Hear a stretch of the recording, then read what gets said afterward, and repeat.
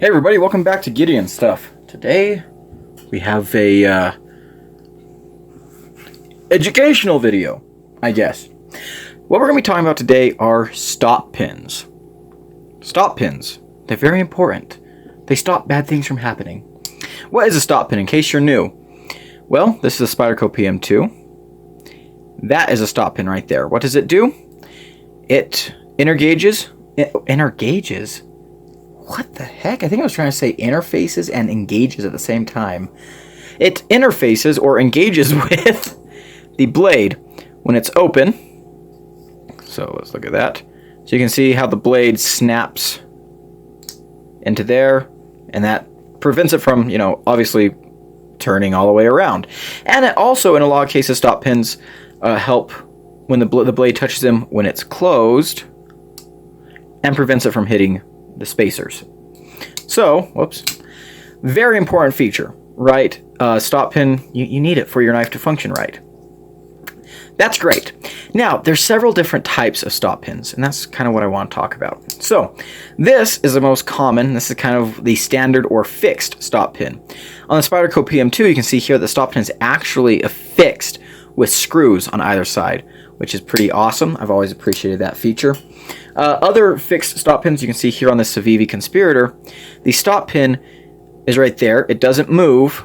The blade intergauges with it, but it's not like screwed in. It's just kind of friction fit in there. It goes through holes in the scales and then the micarta, or it goes through holes in the liners and the micarta scales kind of keep it in place. So, there's one type of stop pin. Now, so we've talked about the fixed stop pin.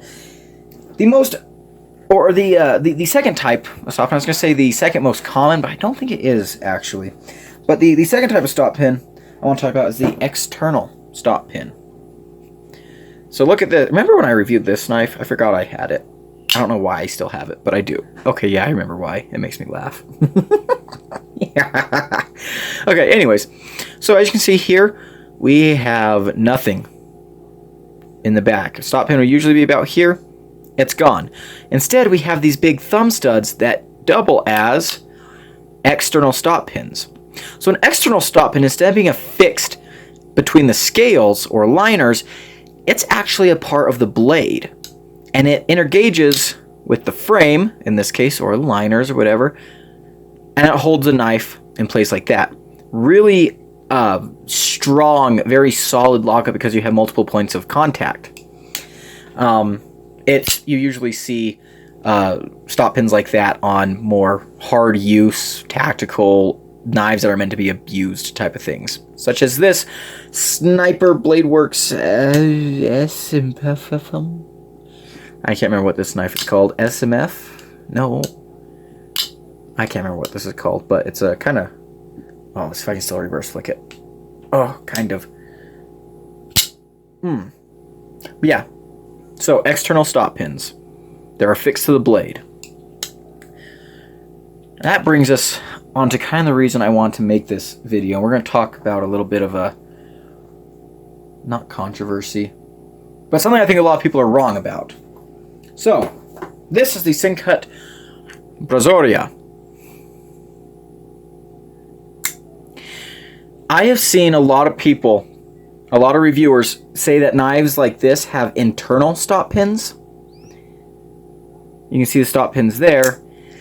No, these are actually external stop pins too because they're fixed to the blade. They move with the blade and they interface with the liners for the lockup, right?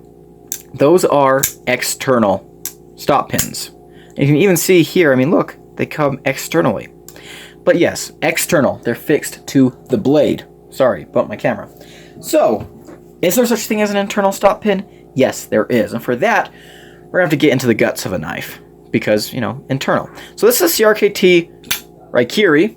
A pretty cool knife. And I'm really, really glad I have this in right now for demonstration purposes. Because it's easy to take apart. So this is the field strip technology. Push that over. Turn this little wheel. I'm not sure if the review of this is out by the time you guys see this video. Maybe I'll try to make them come out at similar times. Okay. That is a true internal stop pin. What makes it internal? Well, it's actually inside the blade. It's not part of the blade. It's still part of the frame, but it moves inside the blade, or rather the blade moves around it. That is a true external stop pin. So when it's open, you have the lock engaging here, and the blade gets stopped right there, and when it's closed, the blade gets stopped there. This is a true internal lock pin, stop pin. Gosh, I'm an idiot.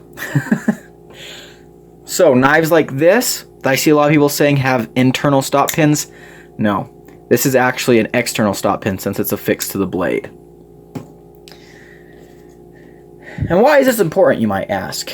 Well, the easy answer is it actually probably isn't that important, But I'm a scientist, and so, I appreciate terminology.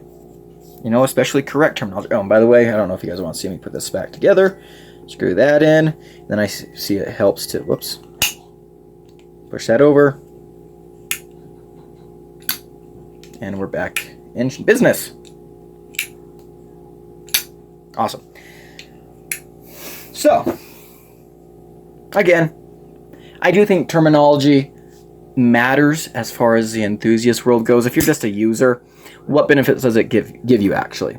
Well, I do think that the external stop pin is the most solid in terms of lockup. Because you have so many different points of contact, not just from the lock, but, the stop pin, since it's part of the blade and it's engaging with different parts of the liner or scales, it gives you very, very solid lockup. You can really tell on something like this or a hinderer, things of that nature.